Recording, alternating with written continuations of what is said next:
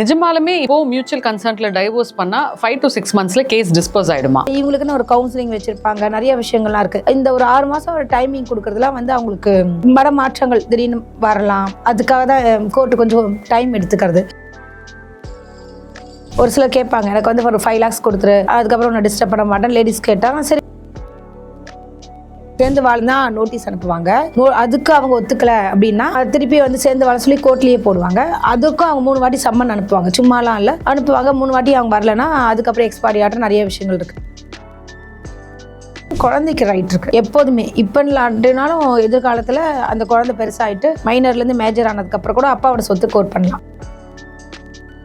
நம்ம வைஃப் சொல்றாங்க, குழந்தையோட செலவுக்கு நீ மாசானா இவ்வளவு காசு தரணும்ன்றாங்க. இல்ல என்னால கொடுக்க முடியாது அப்படின்னா அந்த கோர்ட் எப்படி ஹேண்டில் பண்ணும்? ஆமா, அதுக்கப்புறம் உள்ள போட்டுரும். ஆமாங்க.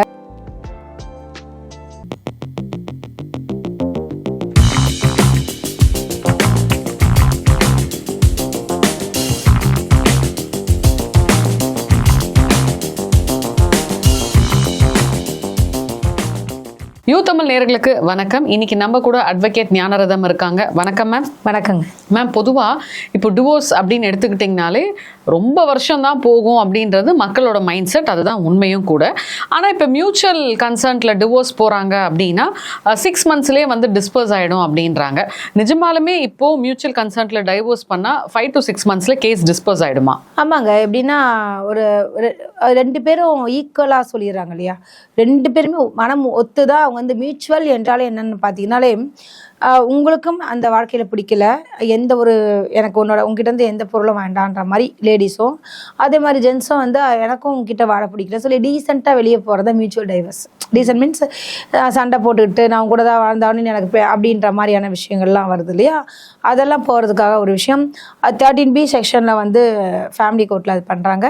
ஸோ அது ஃபார் மியூச்சுவல் டைவர்ஸ்ன்னு சொல்லுவாங்க. அதுக்கு பொதுவாகவே எல்லாரும் நினச்சிட்டு இருக்காங்க குடும்ப நல வழக்குகள் அப்படின்னாலே நம்ம சும்மா அப்படி போய் அப்ளை பண்ணிட்டா அட்வொகேட் மட்டும் பார்த்துட்டு இருந்தால் போதுன்றதெல்லாம் கிடையவே கிடையாது.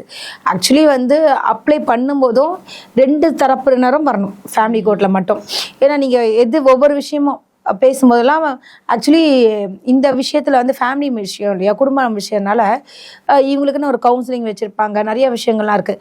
இந்த ஒரு 6 மாதம் ஒரு டைமிங் கொடுக்குறதுலாம் அவங்களுக்கு ஒரு மனமாற்றங்கள் திடீர்னு வரலாம். அதுக்காக தான் கோர்ட்டு கொஞ்சம் டைம் எடுத்துக்கிறது.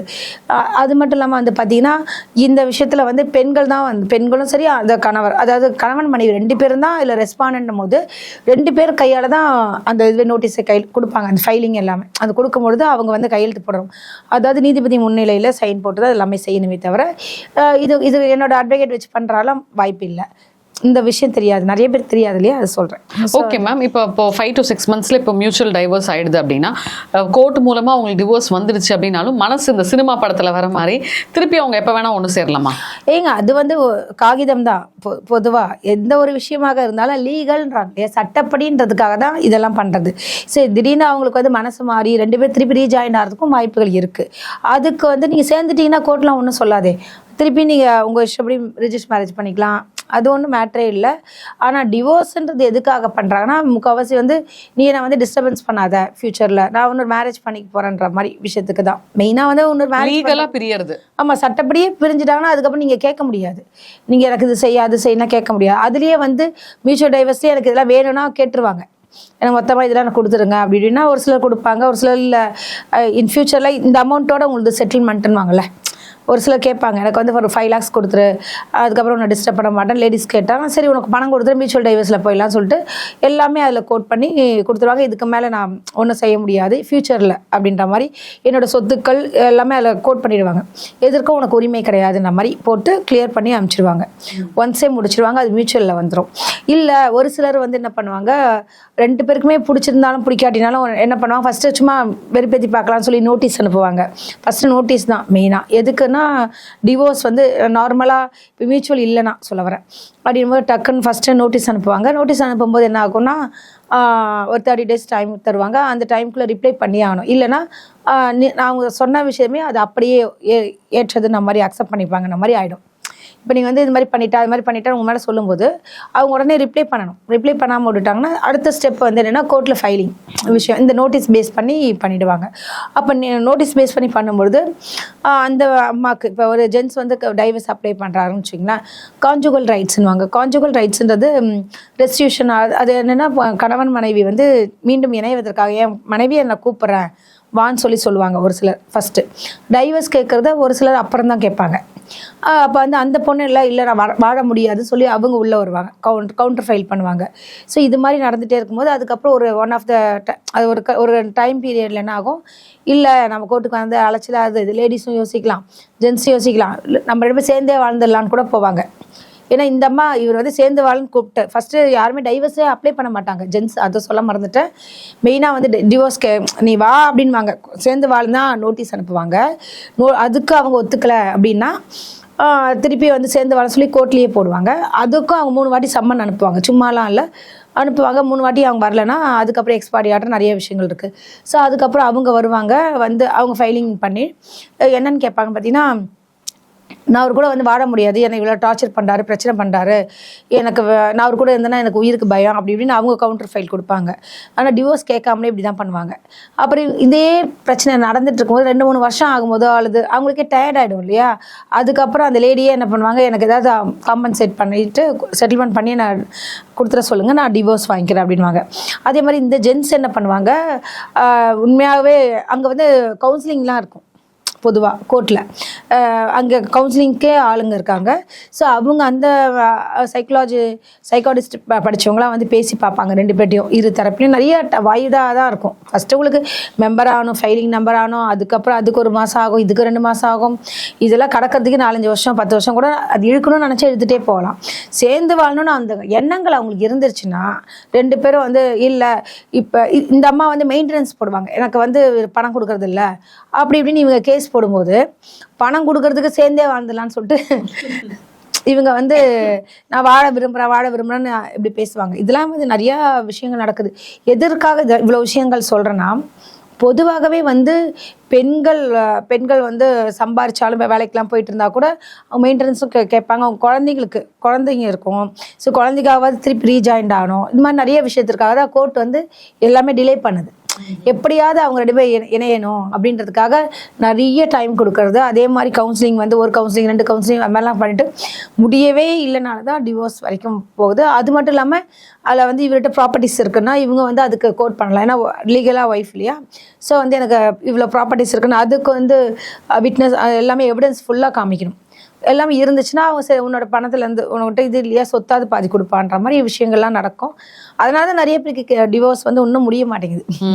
ஏன் மேம், இப்போ ஒரு சந்தேகம், இப்போ ஒரு குழந்தை இருக்குன்னு வைங்களேன், அந்த கணவன் மனைவி வந்து மியூச்சுவலாக டிவோர்ஸ் ஆயிட்டாங்கன்னா இப்போ அந்த குழந்தையோட செலவுக்கு அப்பா காசு தரணும்ல? ஆமாம், அது குழந்தைக்கு உண்டானது அவர் செட்டில்மெண்ட் பண்ணி ஆகணும். இல்லைன்னா அதுலேயே சொல்லுவாங்க, குழந்தைக்கு உண்டான விஷயங்கள் எல்லாமே நான் வந்து ஏற்றுக்கிறேன், எஜுகேஷன், ஃப்யூச்சர், இது மேரேஜ் விஷயங்கள் அதுக்கெல்லாம் பண்ணுவேன். இல்லை எனக்கு எதுவும் உங்களோட காசே வேண்டாம் அப்படின்ற லேடிஸும் இருப்பாங்க, ரொம்ப கோபமாக இருக்கிறவங்களாம் இருப்பாங்க. உங்கள் காசில் நான் என் பையனை வளர்க்க மாட்டேன்னு இப்படியும் இருக்காங்க பீப்புள். அப்படி இருக்கவங்க அவங்களுக்கு இவருக்கு ஜாலி தான், அவ்வளோதான், கொடுக்க வேண்டியது அவசியம் இல்லை. அவசியம்னா ஆனால் ரைட் இருக்குது, யாருக்கு, குழந்தைக்கு ரைட் இருக்குது எப்போதுமே. இப்போ இல்லாட்டினாலும் எதிர்காலத்தில் அந்த குழந்தை பெருசாகிட்டு மைனர்லேருந்து மேஜர் ஆனதுக்கப்புறம் கூட அப்பாவோட சொத்து கோட் பண்ணலாம், ஏன்னா அவங்க லீகல் சைல்டு, அதனால் கண்டிப்பாக கேட்கலாம். இன்னொரு விஷயம் மேடம், இப்போ வந்துட்டு ஹஸ்பண்ட் ஒய்ஃப் இருக்காங்க, மியூச்சுவலாக டிவோர்ஸ் ஆகி ஆர்டரே ஆயிடுச்சுன்னு வைங்களேன், ஒய்ஃபோ இல்லை ஹஸ்பண்டோ யாரையும் போயிட்டு டிஸ்டர்ப் பண்ணக்கூடாதுல்ல? நிச்சயமா வீட்டுக்குள்ளே போய் அத்துமீறி வந்து மிரட்டுறது, இல்லை பெண் வீட்டாரோ இல்லை ஆண் வீட்டாரோ போயிட்டு ஏன் வந்து டிவோர்ஸ் பண்ணீங்க, ஏன் பிரிஞ்சிருக்கீங்கன்னு யாரையும் வந்து சண்டை போடுறதுக்கு ரைட்ஸ் இல்லை, வாய்ப்பே இல்லை. ஏன்னா மியூச்சுவலில் நீங்கள் வெளியே வந்தாச்சு, அதுக்கப்புறம் நீங்கள் போட்டோன்னா அப்போ கிரிமினல் ஆக்டிவிட்டீஸ் தான். அதுக்கப்புறம் அது வந்து இப்போ ஸ்டேஷனில் போய் கம்ப்ளைண்ட் கொடுத்து பிரச்சனை பண்ணி யார் பிரச்சனை பண்ணாங்களோ அவர்களுக்கு தான் அந்த தண்டனைகள்லாம் வரும். இப்போ மியூச்சுவலாக பிரியிறாங்க அப்படின்னா ஒரு ஒய்ஃபுக்கு வந்து ஹஸ்பண்ட் என்னென்ன விஷயங்கள் செய்யணும் மேம்? அது வந்து அவங்க 2 பேரும் பேசிக்கிறதா மியூச்சுவலில், இல்லை டிமாண்ட் பண்ணுறதா? சூப்பராக கேட்டிங்க. என்ன விஷயம்னா அது நல்ல விஷயம். அதுக்கு 2 பேரும் பேசிப்பாங்க. அதாவது எனக்கு இது மாதிரி பேசும்போதே சொல்லுவாங்களே, எனக்கு ஒரு 5 லட்சம் கொடுத்துறேன், நான் டிவோர்ஸ் கொடுத்துறேன், மியூச்சுவல் டைவர்ஸ் கொடுத்துறேன்வாங்க. ஸோ அது அவங்களுக்குள்ள பரஸ்பர விஷயத்தில். ஆனால் அவர் என்ன பண்ணுவார், அந்த மியூச்சுவல் டைவர்ஸில் அழகாக எழுதிடுவாங்க, ஃப்யூச்சரில் என்னோட சொத்துக்கள் அசையும் பொருள் அசையா பொருட்கள் சொத்துக்கள் வந்து எதுலையுமே வந்து அவங்களுக்கு உரிமை கிடையாதுன்றதை எழுதி வாங்கிடுவாங்க. எழுதி வாங்கிட்டு மியூச்சுவல் டைவர்ஸ்க்கு அதுக்கு வந்து பேமெண்ட் ஏதாவது அவங்களுக்குள்ள செட்டில்மெண்ட் பேசியே மனசு ஒத்து வரல. ஒரு சிலர் வந்து உன் காசு எனக்கு வேண்டவே வேண்டாம், நான் மியூச்சுவல் டைவர்ஸ் தரேன்றாங்க. அப்பயும் அதில் போட்டுருவாங்க என்னோட சொத்துக்கள் இன் ஃபியூச்சரில் அவங்க வந்து வாய்ப்பு கிடையாதுன்றது போட்டுட்டு தான் பண்ணுவாங்க. எல்லாமே கிளியர் கட்டாக சமரசமாக பேசி முடிவெடுத்தது தான் அப்படின்னு போட்டுட்டு அதுக்கப்புறம் வந்து அவங்க வந்து சொத்து கேட்க முடியாது. இன்னொரு ஒரு சந்தேகம் மேம், இப்போ இது வந்து மியூச்சுவலில் சொல்கிறீங்க, இப்போ நார்மலாக சண்டை போட்டுக்கிட்டு டைவர்ஸ் ஃபைல் பண்ணுறாங்களே அதெல்லாம் ஏன் மேம் 7-8 வருஷம் ஆனாலும் நிலுவையிலேயே நிற்குது? என்ன காரணம்னு பார்த்தீங்கன்னா யாராவது ஒருத்தவங்க ஒத்து வரணும். யாராவது ஒருத்தவங்க அதான் 2 பேருமே வந்து ஒத்து வந்தால் தான் டிவோர்ஸ் கிடைக்கும். இது ஒரு விஷயம். ஆனால் இப்போ வந்து அஃபேர் இருக்குது அப்படின்னா அது நிரூபிக்கணும். இவங்க கூட இவங்க இருந்தாங்க, இந்த மாதிரி ரூமில் தங்கிட்டு வந்தாங்க, இந்த மாதிரி நிறைய விஷயங்கள் இருக்கும். ஸோ அந்த விஷயங்கள் இவங்க மாட்டிக்கிட்டாங்கன்னா டிவோர்ஸ் கிடச்சிரும். ஓகே.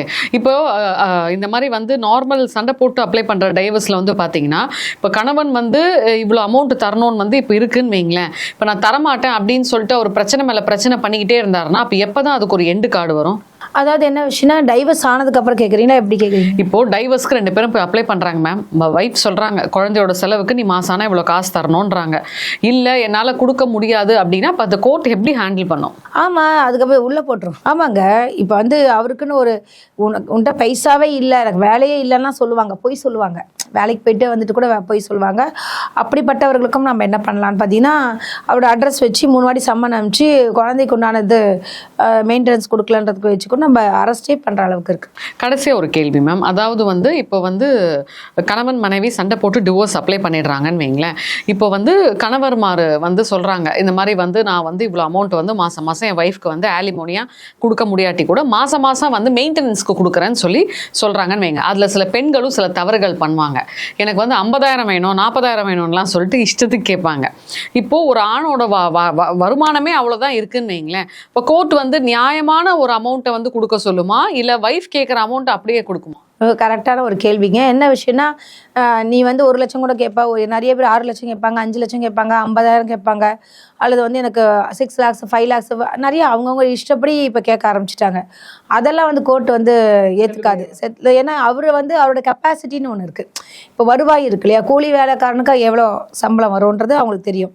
அதே மாதிரி ஒரு ஆக்டருக்கோ அல்லது வந்து ஒரு டேரக்டருக்கோ மாதிரி இருப்பாங்கல்ல, அவங்களுக்கு என்ன வருவாய் வருது, என்ன விஷயங்கள் இருக்குன்றதை பார்த்துட்டு அதில் வந்து ஒரு அமௌண்ட் கொடுக்க சொல்லுவாங்களே தவிர்த்து நீங்கள் கேட்டபடியெலாம் உங்கள் வாய்க்கு வந்தபடியெலாம் கேட்கக்கூடாது. ஒரு விஷயம் நம்ம வந்து என்ன கேட்கணும்னா என்னோட வாழ்வாதாரத்துக்கு அப்படி சொல்லி ஒரு 20,000 ரூபாய் கேட்குறாங்க, வீட்டு வாடகை கட்டணும், அது மாதிரி நியாயமான விஷயம் தானே.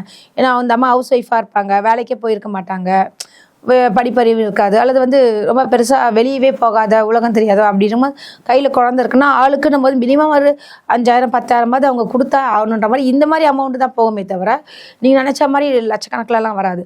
ஆனால் ஒன்ஸு ஹஸ்பண்ட் வந்து 1 லட்ச ரூபா 1.25 லட்சம் சம்பளம் வாங்குறாரு கவர்மெண்ட் சர்வெண்ட் அப்படின்னும் போது அதை நிரூபிக்கிறாங்க இல்லையா, அந்த சேல்ரி அதை பேஸ் பண்ணி கொடுத்தாகணும். ஓகே. ஸோ நிறைய விஷயங்கள் டிவோர்ஸ் பற்றி சொன்னீங்க மேம். நன்றி. நன்றி.